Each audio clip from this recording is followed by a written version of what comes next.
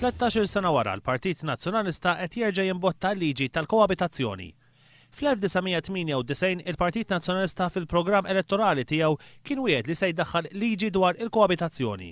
Jidher iżda li l-Partit Nazzjonalista fil-Gvern dak iż-żmien kellu pressjoni mill-Knisja u baqa' ma ressax il-liġi dwar il-koabitazzjoni. Din il-liġi ġiet abbandonata u sal-lum wara 6 elezzjonijiet ġenerali oħra, il-Partit Nazzjonalista fil-manifest tiegħu qatt ma ressaq għall-elettorat l-introduzzjoni ta' liġi għal koabitazzjoni.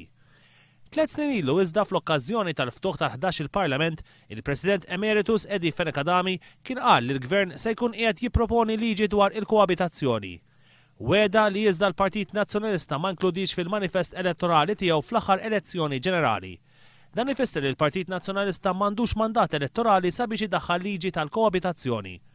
Minkejja dan iżda il-Ministru Carmine Mifsud Bonnici qal li sal-aħħar tas-sena il-Gvern se jkun ressaq proposta għal liġi dwar il-koabitazzjoni.